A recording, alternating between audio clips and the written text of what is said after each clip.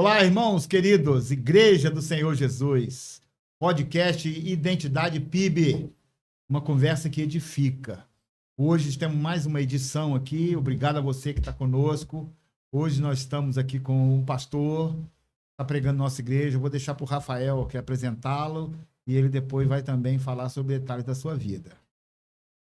Olá, boa tarde, tudo bem, pessoal? Então, nós estamos aqui hoje com o pastor Wallace, lá da Primeira Igreja Batista de Jardim Guanabara. Jardim Guanabara. Obrigadão, pastor.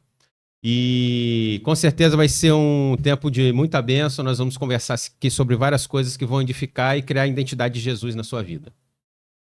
Aí, o pastor Wallace Douglas, nos conhecemos há muitos anos. Pois é, rapaz, muito tempo. Temos ligação familiar, graças a Deus. E o pastor Wallace é pastor na Ilha do Governador. Hoje já pastoreou também ali em Marechal Hermes e Jacarepaguá. Áreas que são consideradas pesadas hoje no Rio de Janeiro. Mas ele transita bem, trafega bem ali, trabalhando num canto e correndo para o outro, professor, e já há muitos anos, a sua esposa também. Eu queria que você falasse um pouco sobre a sua história de vida, saindo lá do interior, em seminário. Bom, eu e o Evandro somos primos, né? Então, nós nos conhecemos na igreja. Eles uma parte da família. Eu lembro que no primeiro dia que eu entrei na igreja, eu fui à frente, aceitei Jesus e tal. Uma senhora igualzinha a minha avó me abraçou, igualzinha a minha avó. Falei, que isso? Uma clone da minha avó? E aí era a mãe do Evandro, a tia Regina, me abraçou, sou sua tia. E você era muito parecida, né? E aí a gente foi estreitando o laço que a gente nem não tinha e foi muito proveitoso. Eu fiz ensino médio federal e no meio do processo do ensino médio federal foi que eu me converti dentro do trabalho da BU e aí procurei a Igreja Batista e assim foi até o final do colégio. No final do colégio eu era adolescente ainda, 16 anos, eu terminei muito cedo o ensino médio. E eu senti um chamado, mas meus pais eram não cristãos, né? Meu pai era ateu, então não aceitava isso de uma forma concreta. O nosso pastor preparou o processo, e aí eu fui para o Seminário do Sul. De novo, reencontrei o pastor Evandro e a Marilene, e já trabalhavam lá, e aí iniciei o projeto do seminário. Quando, no meio do caminho do seminário, eu gostava muito dessa área de educação, de história, sempre gostei, e eu resolvi fazer vestibular para a UERJ, então levei as duas coisas ao mesmo tempo, o irmão dele também, meu primo, Zé Marcelo, pastor Zé Tetel, para os íntimos, e a gente terminou, e assim que estava terminando o seminário, eu recebi um convite para ser pastor de jovens. E isso foi um mote muito tempo na minha vida, trabalhar com o Ministério Jovem. Fui pastor de jovem numa igreja em Campo Grande, depois na primeira de Santa Cruz. A convivência com a JBC, a Associação de Adolescentes, falando para eles. E isso também tinha a ver com o fato de eu dar aula de história para adolescentes. Isso facilitava essa coisa, a questão do diálogo, de estar na mesma linguagem. E até que Deus... com o pastor Leander Krau, eu já estava como capelão do Colégio Batista, e foram 7 ou 10 anos de capelania no Colégio Batista Tchepa. Batista na Tijuca. Na Tijuca, eu era o capelão do colégio e pastor de jovens. E o Leander, que era o pastor do Seminário Betel, nós não tínhamos esse vínculo até esse momento. Criamos esse vínculo, é uma pessoa fabulosa. E ele me colocou em xeque, né, numa tarde que a gente estava juntos, sobre o pastorado integral, ou ser pastor de uma igreja, e não pastor auxiliar, e o quanto seria relevante para a minha vida e para a igreja. Né? E a gente orou junto, eu estabeleci naquele mesmo dia, no final da tarde eu recebi um convite para passar um processo de sessão pastoral na igreja em Jacarepaguá. Estava no negócio. Estava, eu brinco com o Leandro disso, você é o culpado disso. E aí a gente começou a exercer essa função de ministério pastoral. No início eu era capelão, pastor do Colégio Batista, né? E pastor depois na Igreja Batista do Jordão, em Jacarepaguá.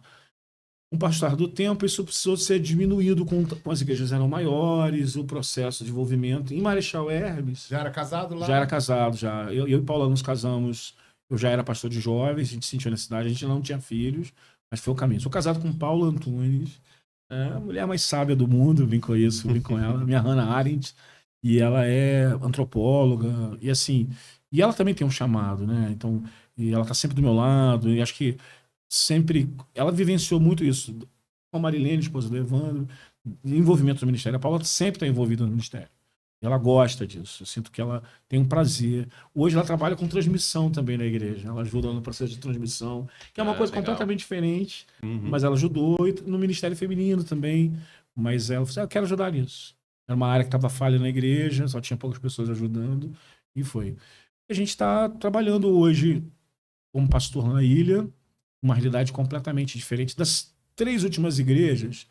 Uma em Jacarepaguá, uma em Marechal Hermes e agora na Ilha do Governador, são públicos completamente diferentes. Em Jacarepaguá era uma igreja eminentemente jovem. Assim, 88% da congregação eram de Bem jovens. preciso, hein? 88. Era muito jovem, de 18 Nossa. a 40 anos no máximo. E poucos idosos, muito poucos idosos. Então era uma igreja muito barulhenta, muito diferente, assim, a linguagem era parte. E em Marechal, a igreja era uma igreja muito idosa, porque pelos processos que a igreja viveu. E aí a gente, quando saiu, tem 2 anos e meio agora, da igreja de Marechal, a igreja já estava mais equilibrada. A gente está numa realidade na Ilha do Governador, é um bairro de classe média, e as dificuldades são... as pessoas não passam em frente à rua da igreja. É uma rua dormitório, os prédios. Então, quando você encontra pessoas na rua, quando elas estão fazendo caminhada com os cachorros, caminhada, voltando para casa ou indo para o trabalho. Diferente dos outros bairros, das igrejas em bairros. Você mora ali? Não, eu moro ainda na Tijuca. A gente pensou em mudar para mais próximo da igreja, para criar esses vínculos. É um bairro caro para moradia, então a gente deu uma freada nesse sentido. Tem essa visão? Temos essa visão de morar próximo, mas não. Em Marechal Hermes, a gente tinha uma casa e a gente ficava metade da semana. Então, metade da semana na Tijuca, 2 ou 3 dias, e o resto de quarta até segunda-feira na casa de Marechal, que era para transitar essa possibilidade, né? E isso tudo concomitantemente dando aula. E eu entendo que quando as igrejas me fizeram convite, todos os convites eram no proposta de ministério integral. Não, a gente quer suprir, você não precisa trabalhar, e além da igreja, que já é um trabalho pesado, eu não aceitei não dar aula. Nessa última, a gente reduziu tudo. Mas qual era o problema? Eu acho que eu preciso de uma ligação com a sociedade diferente da ligação que eu tenho como um pastor. Porque a ideia de você estar num lugar espiritual, como pastor o tempo inteiro, você perde o contato e o vínculo normal com as pessoas, que é poder conversar do que elas estão conversando, que é transitar no mundo real, que é ouvir as pessoas sem que elas me olhem como pastor. Porque já existe um filtro quando elas nos olham como crentes ou como pastor. Então eu queria que esse filtro não existisse para poder essa comunicação. Até Então, para ter uma abertura, né? E existe agora o espaço da amizade, de sair com as pessoas para tomar um café, e a gente falar do time, eu sou vascaíno, e falar do meu sofrimento, e eles me zombarem porque são flamenguistas, assim vai. E a gente conversar sobre tudo, de política, e aí, no ponto certo, a gente pode falar sobre Deus. Então, essa é uma chance, né? Então, sempre há a possibilidade.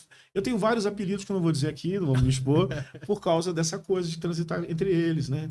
Eles brincam que de manhã meu nome é Pastor Frota, quando eu atendo o telefone dele. Porque a voz cheia de sotaque carioca, eu acho que eu não tenho, mas é muito grave de manhã. E aí, tudo bem? Aí eles começam a zoar. Mas eu gosto desse espaço, eu acho que isso me faz... Assim, quando eu penso no profeta, eu penso que o profeta precisa enxergar a sua cidade, o seu tempo e a sua realidade. E aí, se esse profeta ele fica o tempo inteiro na torre, só buscando na torre, ele vai ter o conhecimento da torre, da palavra, do divino, do sagrado, mas ele vai perder a fala com o povo. A abertura, né? A gente precisa, de vez em quando, descer para mudar a linguagem, porque a gente também tem jargões cristãos. Até para saber como se comunicar com o povo, né? Que falar... Como reagir, né? E eu acho que é muito isso. E não cria uma barreira também. Eu lembro quando eu trabalhava no Rio que eu sempre declarei, depois que eu me converti, e às vezes os amigos chegavam e falavam assim, não, você fica aí agora que eu vou contar uma piada. Sim. Mas na hora que apertava, falou, pô, você pode orar por mim? Então eles sabiam, eles me respeitavam. Eu falei, pô, não é que eu queira ouvir a piada, mas deixa eu ficar no meio da rodinha aí, né? Mas aí... Às vezes eu tenho uma coisa que fala assim, cara, você é tão legal, parece até pastor. Tem uma hora aqui na aula que você, pô, parece até que tô num culto. E falta só o apelo. Você falou assim, falta só o apelo. Eu falei assim, já aconteceu e você não percebeu. Aí eles riem e tal. E eu acho que isso também acaba gerando essa questão. Eu trabalhei um período como pesquisador na Biblioteca Nacional e todo mundo sabia que eu era crente. E tinha feito seminário, estava no processo da ordenação e isso levava ao estranhamento. Eu falei assim, esse estranhamento é incomum para vocês, mas é o comum entre todos nós da igreja. Então é que vocês não tiveram contato com as pessoas da vivência da igreja, nesse mundo de identidade real. O mundo de identidade real é essa. E vocês, infelizmente, não conviveram com as pessoas corretas. E é uma coisa que eu tenho aprendido nesses últimos meses aí, estudando mais, fazendo o processo de discipulado com o pastor Evandro, que é o quê? Você tem que ser uma pessoa integral. Você não tem que ser uma pessoa no trabalho e uma pessoa na igreja no final de semana. Você tem que ser a pessoa. E o pessoal tem que ver essa diferença na sua vida e gerar curiosidade. Tem que ter o contato mesmo. Não pode falar, então você fica religioso demais. Não vou ficar com esse pessoal. Sou sagrado. E a ideia é, se faltar forma, fale. Mas não é a nossa fala que fala. É exatamente o nosso hábito, o nosso convívio, né? O jeito de a gente pensar e viver. Isso é uma coisa que é uma coisa que eu tenho aprendido agora. Mas conta pra gente aqui, pastor. Como é que foi esse processo? Você falou que tocou faculdade e seminário juntos. E já estava namorando, já tinha planos. Como é que foi? Porque eu fiz só uma faculdade, eu fiquei louco. Não era uma coisa muito fácil. Eu acho que tá ligado com as duas coisas ajudou. A Paula, minha esposa, ela fazia ciências sociais no IFIX, antropologia, né? E foi a área do mestrado dela. E a gente estava voltando para namorar. Nós tínhamos namorado, durante o tempo terminamos. Então, no final do seminário, a gente estava voltando. Aquela coisa assim, volta, não volta, não sei, etc e tal. Orando. E eu entrei na UERJ, né? Então, eu acho que se eu não tivesse a formação que a igreja me deu, o pastor Valmir, que era o pastor, de transitar, talvez eu tivesse entrado em crise. Eu fiz um semestre de Nietzsche. Eu lembro que o professor, na segunda aula, falou assim, não tem ninguém que acredita em Deus aqui, né? Aí todo mundo apontou para mim, esse cara aqui, ó, ele faz teologia e ele vai ser pastor. Ele, sério? E aí o pessoal todo sabia e havia a partir daí houve um respeito. Claro que eu vi momentos de crise existencial, aquilo estava me ferindo, e aí encontrava fundamentação para continuar indo em frente. Isso foi essencial. Eu acho que a gente não precisa fugir. A universidade não é um lugar ruim, a universidade é um lugar maravilhoso. Como um bom seminário também te causa as crises. Puxa o tapete, mas depois ele reconstrói isso junto com você. Bastante, né? Então, todo lugar de ensino, ele causa estranhamento. E o estranhamento é bom, porque vai te fazer reagir, não me fez reagir. Buscar mais a Deus, buscar o conhecimento e saber trabalhar com isso. E na juventude, você é bonitinho, simpático. E aí eu lembro que quando acontecia umas paqueras da faculdade, alguém te assediava, uma amiga de faculdade, uma professora, sei lá, e eu levava a Paula, assim, essa aqui é minha noiva, queria te apresentar. E a pessoa ficava assustada, né? Então, assim, a gente entendeu, naquele tempo como jovens, que a gente precisava encurtar e inibir as possibilidades do pecado ou de tantas outras coisas mais dos assédios. Então, a gente já apresentava um para o outro. Esse é meu noivo. Ela fazia isso comigo, eu fazia isso com ela, quando as pessoas que nos cercavam tentavam, de alguma forma, eu não sou ciumento, não, nem sou da igreja, estou aberto a uma relação múltipla. Então, assim, eu não preciso de uma relação múltipla, porque eu tenho alguém que me complete. E essa pessoa vai ser minha esposa, ela está aqui. Aí apresentava e a gente fechava o corte. Claro, você ficava assustado, balançado? Não, sim. Mas isso foi muito bom nesse processo, que eu creio que espero para ela também, como foi para mim. Então a gente conviveu nisso. Era uma ausência de tempo. Eu saía do seminário, ia para a faculdade, saía da faculdade para o seminário, entrava para um, estudava uma coisa, estudava outra completamente diferente. E ainda tinha envolvimento na igreja, né? Porque enquanto seminarista, você tem que produzir. Nessa época, eu acho que era líder de adolescentes ou de jovens, e dava aula no EBD. Então, assim, a gente tinha pouco tempo. O que me facilitou muito é porque a Paula também era muito envolvida. A gente cantava na mesma banda, a gente... sempre juntos na igreja. No evangelismo, ela estava no outro grupo. Então, isso fez com que a gente crescesse junto. E até depois, mais velho, quando a gente já estava casado, e ela regia o coro de jovens ou de adolescentes, no ministério que eu administrava como pastor de jovens, também cantava lá, porque ela está regindo os jovens, eu não sou jovem, mas eu vou cantar com vocês para estar perto dela, porque ela também fazia o esforço de estar perto de mim nas coisas que eu vou pregar em determinado lugar, eu vou com você. Então a gente criou estratégias para possibilitar e para que o ministério fosse integral. Nessa última igreja, houve uma entrevista online, no processo de sessão, eles levaram um susto, porque a gente estava juntos.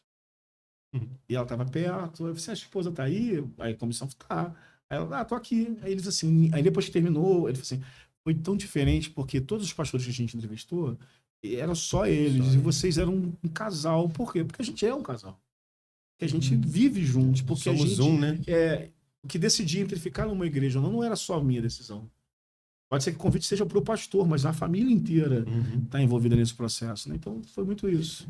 Isso respondi. Não, com certeza. E eu lembro quando eu estava também na faculdade e eu ficava com a... Eu só namorava no final de semana. Eu estava no Rio e ela estava aqui. E era complicado mesmo esse negócio da distância. E quando eu vinha, ela sempre foi muito envolvida também e eu me envolvia. Eu falei, não, como é que eu vou ficar com ela? Tem que ficar envolvido na questão aí da igreja também. Mas agora vamos falar um pouquinho sobre a parte da história, pastor. O senhor, quando terminou a faculdade, já decidiu que ia fazer ia seguir o magistério também? Ou surgiram oportunidades? Ou como é que funciona? Como é que funciona final, essa não, questão no meio do final, eu terminei o seminário antes, né? E logo depois a gente teve um convite para trabalhar em Campo Grande. Era longe, mas fui. Tive um convite para ser ordenado, consagrado pastor. Não aceitei no primeiro momento. Falei assim, primeiro eu quero trabalhar com vocês. Vocês me veem como pastor, mas eu ainda quero esperar esse ano sem ser consagrado. Eu estava terminando a UERJ, e aí eu fui convidado a trabalhar na Biblioteca Nacional, na área de pesquisa, e eu achava que aquilo seria o meu caminho. Eu achava que aquilo ia ser o meu caminho. Eu gostava muito de pesquisa, muito de pesquisa. E portas se abriram para essa área, com pesquisadores de São Paulo, de material para publicação de documentário da Globo, estava na Biblioteca Nacional, coisas ligadas a cinema, e isso gerava um prazer muito grande. Você está pegando um documento, Machado de Assis assinou aqui, eu toquei nesse documento. E isso, para quem gosta de literatura, como eu gosto, isso foi gerando muito prazer, e trabalhando na igreja, indo na igreja 2 vezes por semana, 3, e morando na Tijuca, no alojamento com uma república com os amigos, ainda estava noivo da Paula, e aquilo foi crescendo, e eu achava que eu seria um pesquisador. Meu orientador me indicou para isso, o caminho estava indo para esse processo, mestrado para educação, ou na área de pesquisa, e aquilo me dava um revigorar, um prazer muito grande. Aconteceu uma coisa muito estranha, eu vou tentar falar sem chorar. Eu fui pregar numa igreja, num domingo de manhã, e eu estava normal, um jovem, bem arrumado, de blazer, e eu estava lá, eram 5 da manhã, 6 da manhã, na rodoviária Novo Rio, era ainda sem aquela reforma, e eu vi um cara muito estranho, todo sujo, e naquela hora eu emiti um juízo de valor. Essa hora, sujo essa hora, deve estar drogado, e eu me afastei dele. E, novamente, ele passou umas 3 vezes perto de mim. E eu emiti vários juízos de valor internamente. E teve uma hora que ele se ajoelhou. Assim, numa distância daqui de 3 metros. Se ajoelhou, fez um sinal da cruz. Nessa hora, eu não olhei mais para ele com aquele olhar de preconceito. E eu senti que alguma coisa acontecia. Assim, vai acontecer alguma coisa. E eu estava agora, naquele momento, muito distante dele. Quando eu levantei para virar em direção a ele, segurando aqui porque você foi bravo, ele se jogou em frente do ônibus de viagem e botou a cabeça embaixo do ônibus e estourou. Você imagina assim, esse som ainda ecoa na minha cabeça. Ele se matou na minha frente.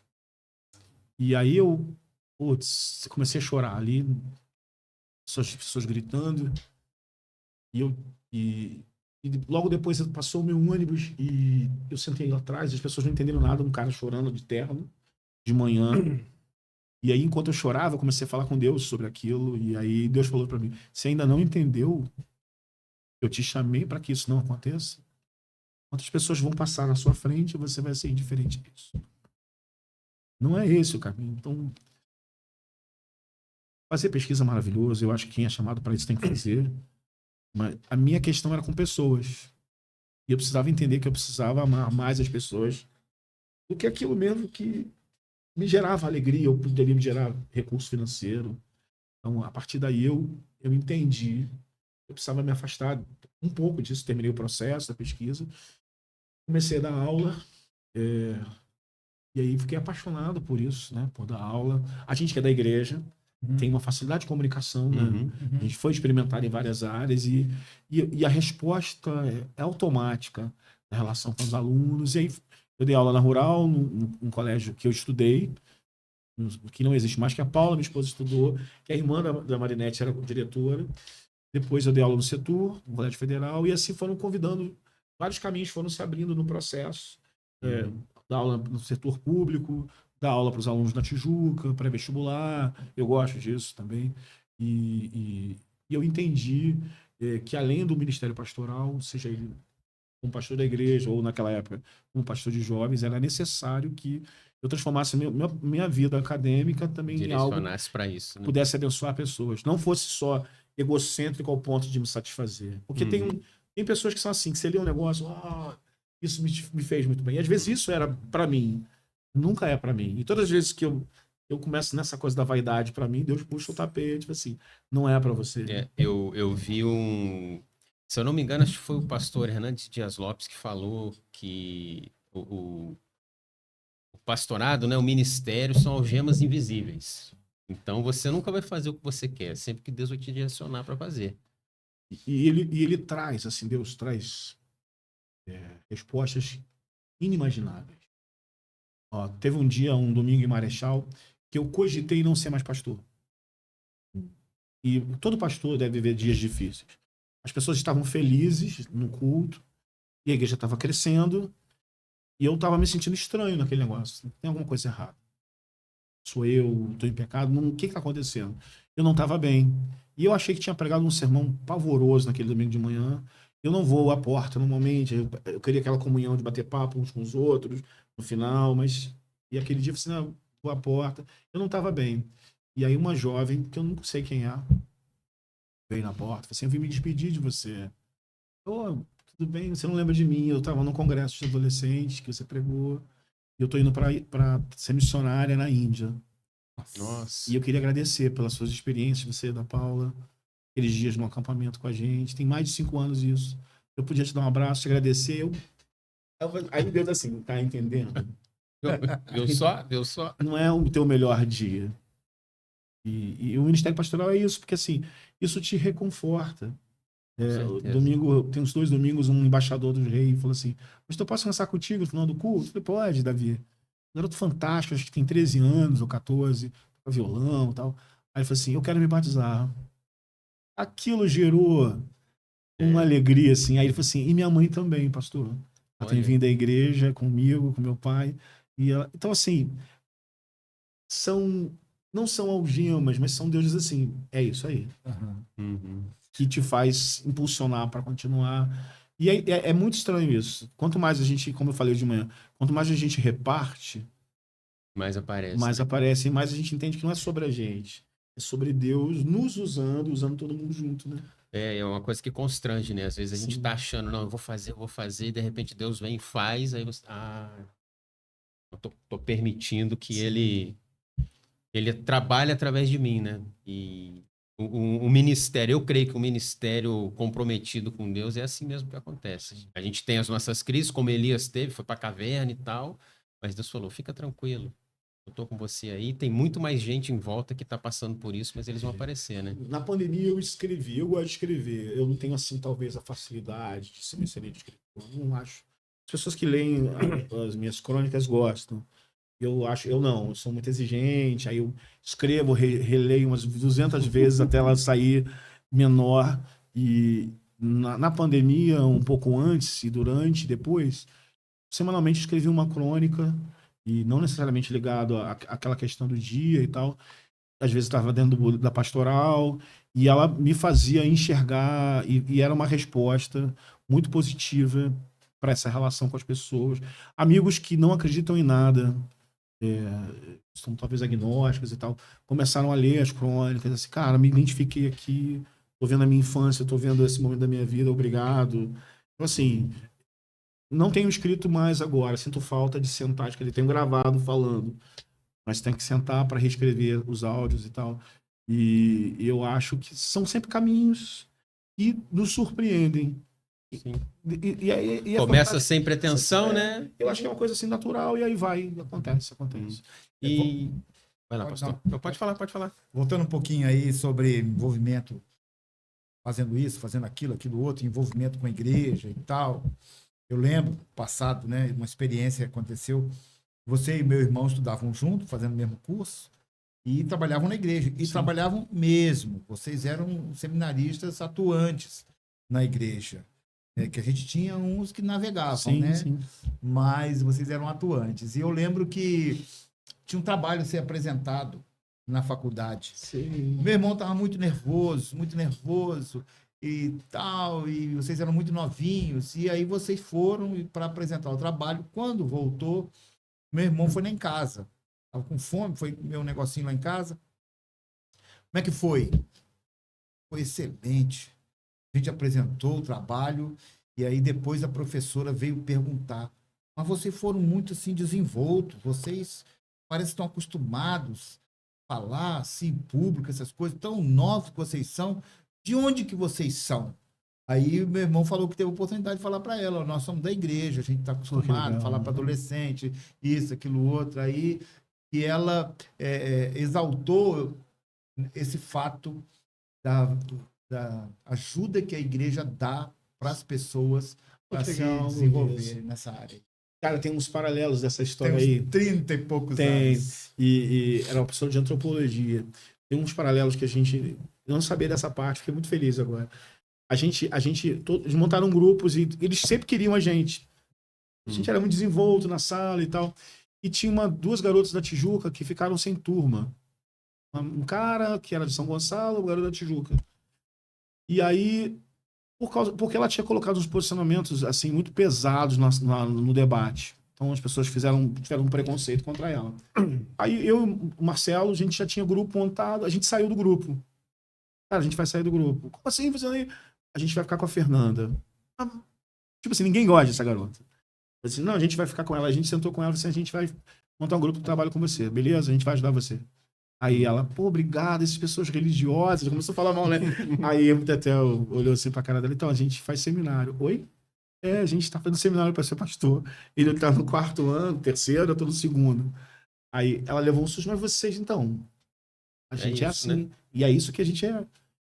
Que assim, e agora lembrar dessa coisa foi fantástico, né? Quer dizer, e eu lembro que essa menina, ela... Uma história de vida muito complexa, não posso citar muito. Eu lembro que no final do semestre ela parou de fumar. Ela falou assim que precisava de Jesus. Seu irmão até tinha um contato maior de falar para ela das coisas e tal. Eu lembro que um dia ela jogou fora o cigarro. Não fumo mais. E ela devia ter uns 18 anos. Ela era mais nova que a gente também. E não tinha mãe mais. Não tinha mais ninguém. Morava ela e o irmão. Só. Então, assim, até nesse processo, pô, professor olhando e tal. Isso chamou muita atenção. Na Biblioteca Nacional também, o pessoal falava, pô, o que é isso? Eu falava, cara, eu fiz teologia. Não.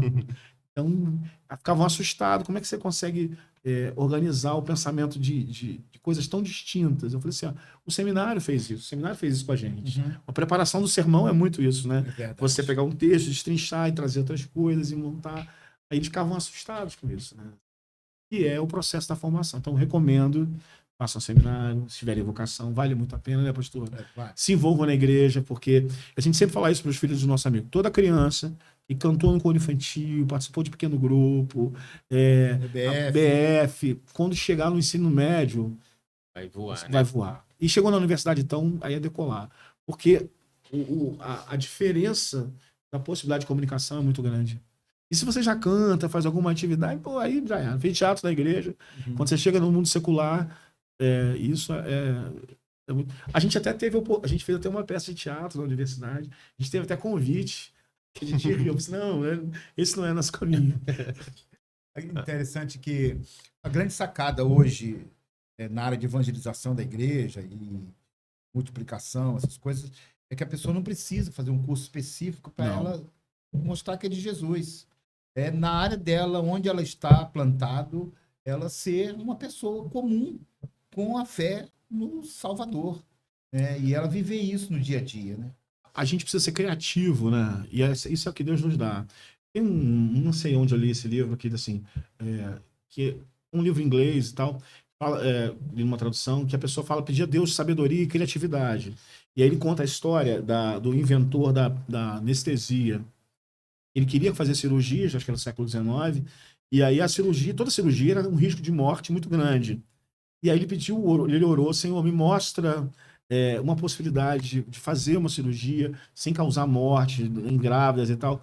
E aí ele dormiu e sonhou com Deus, falou assim, fez Adão dormir e tirou das suas coisas, tirou duas coisas. Aí ele falou assim, eu preciso fazer as pessoas dormirem. E aí, olha só, ele associou isso à Bíblia, então ele criou um processo. E uma das primeiras pessoas a usar ou o cloriforme, ou anestesia, foi a rainha da Inglaterra. Onde o cara era considerado um bruxo para todo mundo. E o cara dentro da igreja. Então, assim, Deus, ele é o Senhor de todo poder, mas também nos dá criatividade. Há um mês atrás, a gente fez um trabalho com os adolescentes, com Hércules, com Sócrates, que eu chamo de Hércules. Eu troquei os nomes, ele fez lá uma oficina. O Sócrates que pintou aqui na igreja. Que eu toquei na igreja, que eu chamo de Hércules. Uhum. Nós fomos para a praia no final da tarde com os adolescentes. E a gente planejou várias coisas. Não deram certo por causa do momento. Mas teve uma que a gente estava não sei não. A gente fez um mural, e assim, mural dos sonhos, e uma lixeira.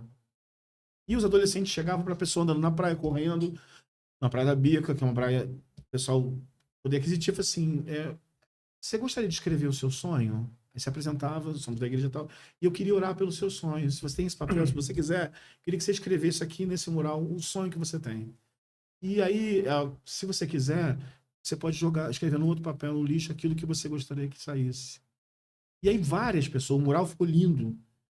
Eu quero que olhe pelo meu filho, eu quero parar de beber, eu preciso de uma casa, eu preciso de emprego, eu preciso voltar para casa, sou americano e estou aqui, preciso muitas coisas. E a forma como eles conquistaram isso, e o mural estava cheio, e a maioria das pessoas assim, vocês podem orar por mim? Então assim, no meio da praia, num dia de final de sol. Então assim, a ideia é sempre a estratégia, uma sala de aula, um dia no futebol. A gente está planejando agora. A gente tem 2 campeões pan-americanos de vôlei de praia na igreja, os irmãos, sênior. Então, um deve ter 70, 68, 60 e pouco. Foram jogar nos Estados Unidos, são campeões pan-americanos, gente. Eu falei, cara, bastante coisa. Vamos fazer um evangelismo diferente. Como assim? Vamos fazer um torneio de vôlei de dupla na Praia da Bica. E aí, como seria? Vocês coordenam, vocês são os estratégicos, vocês chamam. know-how, né? A gente chama uns quiosques para ajudar a gente. E o final da premiação pode ser na igreja ou lá mesmo, a gente dá um Novo Testamento, uma Bíblia de presente, um convite. Não precisa ser direto. Pode ser direto se a pessoa abrir a porta, mas pode ser indireto. Então, assim, quanto mais criativo, a gente abre possibilidades, né? Então, assim, Deus é o Deus da criatividade. Eu lembro até desse meu sobrinho, que eu converso bastante com o senhor sobre isso, que teve um desafio na igreja, no dia da Bíblia. Você tem que trazer um visitante e tal, e eu tinha acabado de me converter, eu tava lá querendo evangelizar o mundo, né? Não que eu não quero agora, mas eu tava mais fogo puro lá, como eu falava, né? Aí eu convidei esse meu sobrinho, ele foi. No final, houve uma dinâmica. Não, vou escolher uma das fileiras. Aí escolheu a fileira que ele tava. Agora, quem aqui é convidado de alguém, levanta. Só ele levantou. Aí ele ganhou uma Bíblia. Ele tem essa Bíblia até hoje. E foi o que fez a diferença para ele. Foi incrível. Ele falou, caramba, Rafa, eu ganhei uma Bíblia, olha que maneiro e tal, não sei o quê. Depois eu fiquei sabendo que ele teve vários gabinetes com o pastor na época, que era o pastor Anderson aqui em Itatiaia. Depois ele foi para o Rio, foi fazer faculdade e tal, mas hoje, de vez em quando, ele me liga, pô, tô com dúvida nisso aqui, como é que não é, mas legal. Usando... Eu sei que aquela Bíblia está guardada lá e é uma coisa, né? Você faz a diferença na vida da pessoa, mas você nunca vai saber o que vai ser de verdade. Você vai plantar semente e vai deixar e vamos ver. Cara, ele falou várias coisas. A disponibilidade, você está no momento certo. Mas isso só vai acontecer se a gente tiver criado essas possibilidades, né? Você convidar, você ter a coisa... Então, eu acho que a gente tem... Então, eu estou numa igreja, como o Evandro falou, que é diferente. Então, a gente precisa criar estratégias novas para que as pessoas vão à igreja. Então, a gente tem sonhado coisas. Então, a gente criou agora um conselho missionário. Tínhamos um responsável por missões e ele pediu para ajudar na congregação. A gente entendeu que é um chamado. Então, assim, não vai termos uma pessoa, vamos ter um conselho. A gente está montando esse conselho. Ele está no processo. E aí eu dei um desafio louco, porque eu coloquei umas tarefas, assim, além das campanhas missionárias, fazer a igreja virar como se fosse evangelismo antigo. A missão. E aí eles disseram assim, mas é muita coisa. Nós não temos experiências. Pô, fulano é dentista, o outro é professora, o outro é de TI. Nós não fizemos seminário. Assim, isso que é o grande barato. A gente vai orar e pedir a Deus para sonhar esses sonhos e que serão nossos. Que só tem aqui, não tem em nenhuma outra igreja. A gente pode aprender coisas lá, mas são nossos. E aí, quando estiver estruturado, Deus vai trazer outras pessoas. O conselho está aberto. E a gente vai começar a prática. Nossa primeira prática é essa campanha de missões nacionais. Mas o almoço, a oferta, mas assim, nossos sonhos são esse de outubro na praia, em novembro, música na rua. Então são estratégias. No Dia das Mães, foi? Nós fizemos serenatas na Ilha do Governador. A gente lotou a van da igreja, separamos algumas músicas e a gente foi visitar algumas pessoas estratégicas e cantamos para elas e demos, acho que fomos Violeta. E o prédio inteiro parou para ouvir a gente cantando uma música popular, uma música cristã e desejar Feliz Dia das Mães. E as mães que receberam dos prédios ficaram extremamente... É uma estratégia. E aí a vizinha falou para uma senhora assim, amei o povo da sua igreja, que lindo, vou lá assistir um culto. Bom, essas são estratégias que a gente precisa criar nesse novo tempo. Né? Sem e medo. Quanto mais urbano, mais diferente precisa ser, né? No passado a gente tinha o ar livre, lembra? O ar livre. Hoje o ar livre incomoda as pessoas, a lei do som e tal. Nem nós da igreja queremos mais. E o som tem que ser muito bom hoje para alcançar a rua, né? Então a ideia é essa questão estratégica. Mas vamos voltar um pouquinho, pastor, agora? Vamos. Compartilha com a gente como é que foi, porque eu tenho uma experiência na minha família de sangue, só eu sou evangélico. Sim. E eu nunca passei coisas que eu vejo às vezes em testemunho de outros irmãos, falando, não, mas todo mundo ficou contra mim, não sei o quê. Todo mundo sempre me incentivou, não, que bom, vai lá e tal. Quando eu convido, eles vêm aqui na igreja, eles respeitam e tal. Como é que foi para o senhor quando o senhor declarou em casa que havia se convertido, aceitado a Cristo? Então, meus pais, meus pais têm uma irmã, né? Fora do casamento do meu pai, tem um outro irmão que eu conheci muito tempo depois, já quando ele morreu. Meu pai é agnóstico e minha mãe católica. Então, minha mãe esperava que eu seguisse o caminho tradicionalmente da família lá, da irmã Regina, de quase todos católicos, tirando a mãe dele e o tio dele. O resto, todo mundo trilhava pelo catolicismo. Então, a parte da família do Evandro, evangélica, e a outra parte católica. E eu tinha sido criado, feito primeira comunhão, só que aquilo me incomodava muito. A gente já tinha tido, na reunião, eu lembro de Crisma, eu e o padre tivemos um embate, assim, as perguntas que eu fazia, talvez debochado demais, ou cético demais, e aquilo foi. No momento da conversão, meu pai achou aquilo absurdo. Minha mãe ficou feliz e triste. Era melhor um filho com Deus do que um filho sem Deus. E com o passar do tempo, ela foi me dando realmente todo apoio que você possa imaginar. De orar junto, não, vai lá, vai na igreja. Não, você quer esse projeto missionário? Você quer esse congresso? Vou ajudar. Meu pai dizendo sempre não, meu pai sempre disse não. E todo o caminho, meu pai sempre pontuava que ele falava isso muito claramente. Para mim, é uma tristeza, uma vergonha ter um filho evangélico. Você é a tristeza da minha vida. E teve uma vez, um domingo, que eu estava indo para a igreja, e a nossa ex-igreja tinha um calçadão enorme. Eu lembro que eu estava andando a pé, eu tinha uma moto, então na adolescência, fui privilegiado, andava de moto, para cima e para baixo. Naquele dia ele tinha proibido de eu andar de moto e tal, beleza. E a gente tinha uma relação não muito boa, a gente tinha conflito relacional, abismo mesmo de geração. E a igreja fez com que esse abismo diminuísse. O meu normal, do meu temperamento, era brigar, discutir pelos meus direitos. E a partir desse momento eu comecei a respeitá-lo. Entendeu? A parte do honrar, né? Eu comecei a honrar meu pai, a ficar calado, você tá certo. Não sei se isso naquela hora ele ficava muito indignado. Eu lembro que nesse dia ele me fechou com o carro, ele estava a pé, ele fechou o carro, entra no carro. Estava bem perto da igreja. Eu falei, não, por quê? Vou pro culto. Cara, qual é? E eu falei assim, não, entra agora. Eu falei assim, não vou entrar. Se você não entrar, você não precisa voltar para casa. Nossa. Aí eu falei, então tá bom, vou para casa da minha avó. bom domingo. E fui embora. Assim, remoendo isso, né? E eu sei que na igreja tinha um senhorzinho chamado Elias Rezende, pai da Tânia, uma amiga nossa. Ele era um professor de geografia. Ele cuidou de mim. Aquele dia ele foi um pai. Porque eu não tinha coragem de contar isso para as pessoas, nem para o meu pastor. Mas ele sacou que estava rolando uma coisa, ele senta aqui no culto. Ele conhecia muito seu pai. E ficou lá do meu lado, entendendo que alguma coisa estava acontecendo. Eu fui para casa da minha avó e no domingo à noite meu pai foi me buscar. Ele não sabia pedir desculpa, então eu entendia que às vezes o silêncio dele era muito ruim. A partir daí, as pressões foram cada vez ficando piores, né? Meu pai tinha uma vida bígama, isso gerava um conflito. E nós tivemos uma discussão. E eu lembro que nessa discussão, ele falou que ia embora de casa. E nessa hora eu não fui muito crente. Eu falei, acho que é a melhor coisa que você faz. Você não entendeu que você atrapalha a relação familiar? Vai. E aí ele foi pra garagem. E eu tava na sala. E minha mãe chorando. E aí eu fui na garagem atrás dele. Entrei no carro. Xingou uns palavrões. Xingou. Aí eu falei assim, queria... Ouvindo o Roberto Carlos, ele adorava o Roberto Carlos, eu odeio o Roberto Carlos. E eu falei assim, fica. Aí ele falou assim, não tô entendendo. Baixou o som. Eu falei, fica. Por quê? E essa hora foi uma hora de vencer. Eu tava certo em algumas coisas. Deus ainda é maior. E eu falei assim, eu amo você. E ele tinha dito isso, homem nunca diz isso. Homem não abraça, homem não faz essas coisas. E aí ele falou, fala de novo. Não tô entendendo.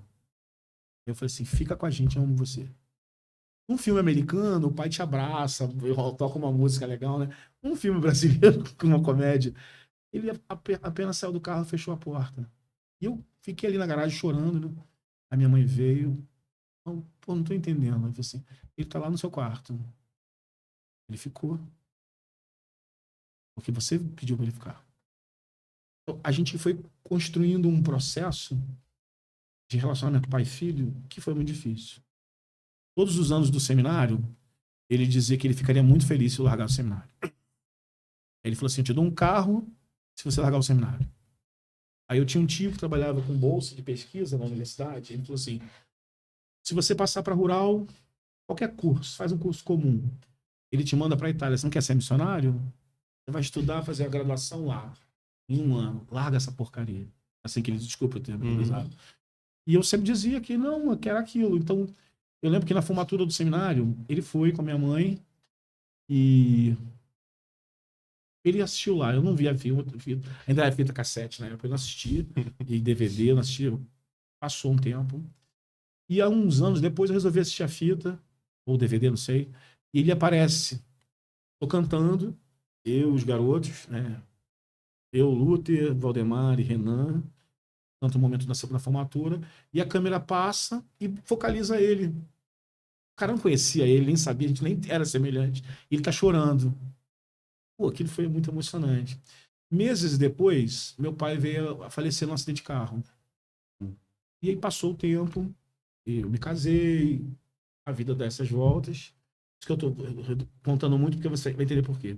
Eu fui para casa da minha mãe, aí desci e tinha que ir na casa de uma amiga nossa, em comum, a Nádia Marchioli Ramalho. Tinha um culto na casa dela, e, cara, vou pegar um Uber aqui. Aí pedi um táxi, cara, tava ali embaixo, vamos até ali? Eu dei o endereço, eu preciso chegar rapidinho. Aí o cara começou a me olhar assim, eu achei estranho. Falei, pô, o cara, o taxista idoso, tá me encarando dentro do táxi. Pô, me olhando, ele falou assim, você é filho do Zequinha? Meu pai, apelido dele é Zeca. Eu sou, por quê? Você parece com ele? Eu falei, não pareço. Aí a gente começou a conversar sobre ele falou assim, queria te dizer um negócio. E aí eu... Cara, Deus sendo Deus, gente. Deus é Deus. Ele falou assim, seu pai tinha muito orgulho de você. Eu falei, pô. Ele falou que você fez seminário contra gosto dele. Você era tão inteligente, você podia ter feito qualquer coisa. E ele tinha orgulho porque você não bebia. Ele sempre me dizia isso. Eu ainda vou te ver bêbado, fumando, fazendo doideira comigo na rua, essa palhaçada de ser crente. Ele sentia orgulho porque você tinha optado por um caminho completamente diferente do dele. E aí ele começou a falar tudo aquilo que eu passei a vida inteira querendo ouvir do meu pai.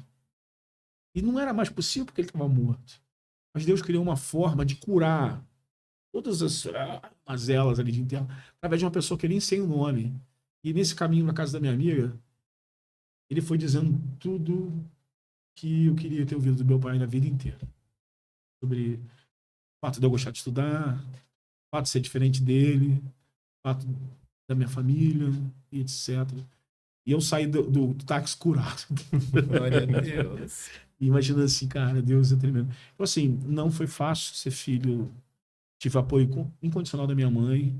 E na época do seminário eu tive que falar isso para ela. Seu padre veio da Holanda.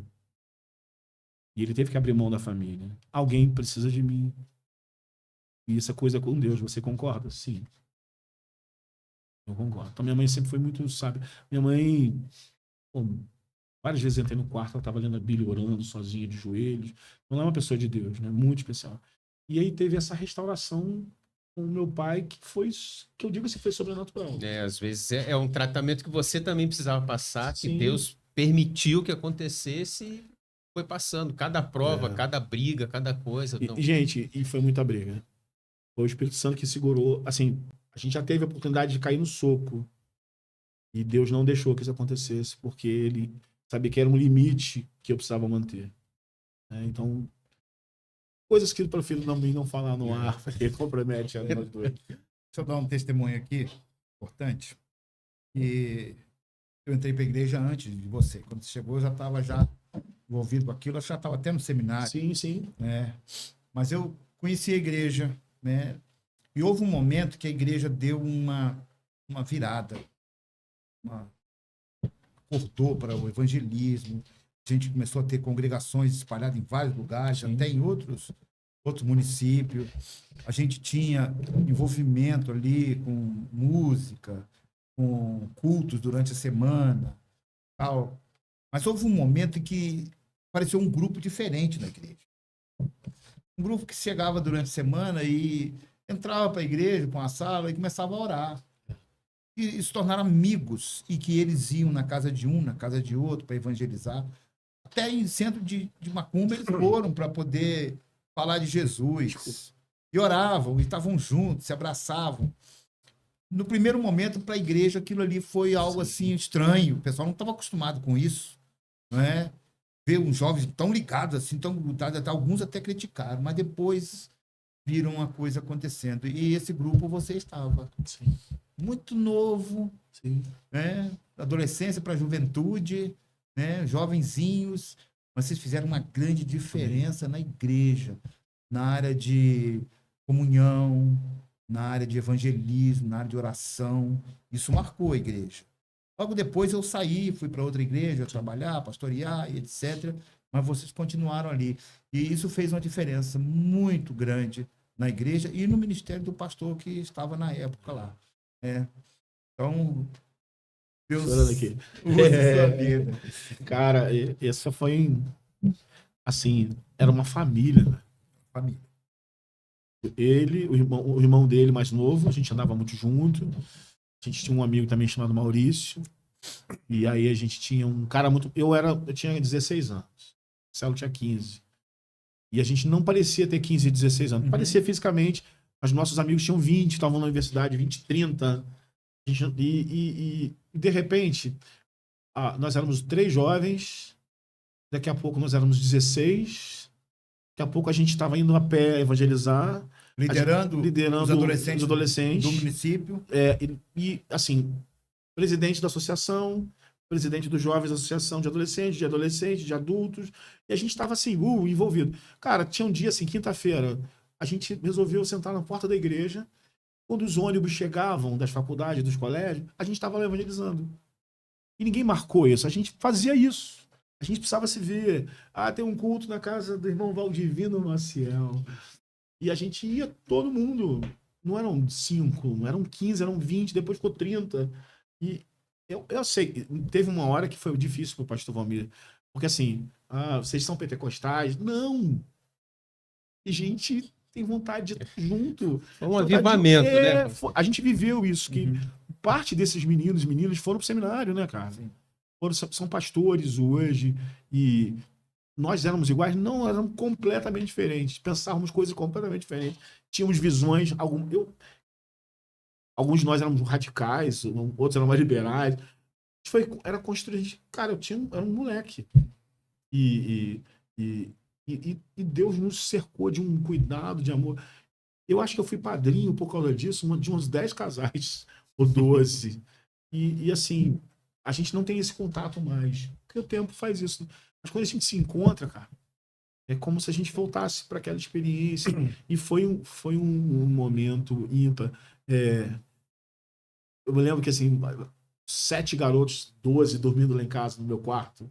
E não cabia 12 pessoas, imagina, assim. Eu falei, cara, muita gente, o que é isso? Eu falei, só vai dormir todo mundo aí, mãe, beleza? Tudo bem, deixa todo mundo aí, então.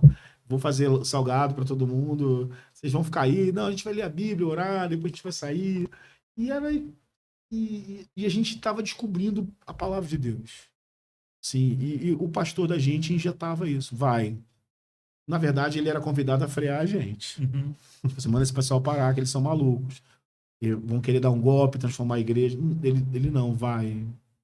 Cara, o pastor Vomir nunca mandou eu parar. Ele teve o entendimento de que era uma coisa boa, né? Ele deve ter sofrido muito por nossa causa. Valeu a pena. Mas valeu a pena, assim, Aquele grupo, muitos são pastores hoje, pastores bem-sucedidos, né? E estão exercendo ministérios, assim, relevantes. Isso é importante. E havia um zelo um pelo outro, né? Pô, você vai pregar lá, a gente vai te ajudar. Então, assim, ninguém queria ser maior do que o outro. Assim, claro que tinha aqueles que falavam muito bem, pô, a gente tinha um que era o star de todo mundo, mas ninguém considerava ele como star. Ele era igual a todo mundo. O que estava começando, que tinha mais tempo na igreja. E isso era muito bom, muito bom. Beleza. Aí, o papo tá bom demais. Mas eu queria que você, antes da gente encerrar, que bom, trouxesse uma mensagem assim para o povo que está te ouvindo aí. Beleza. Nossos queridos irmãos. Eu gosto muito de Jeremias. Eu gosto muito dos profetas. Na verdade, eu tenho predileção pelos profetas menores, mas Jeremias não é um profeta menor. Tem um texto que é super conhecido dele, que fala assim: só eu sei os planos que tenho para vocês. Planos de paz, um futuro de esperança.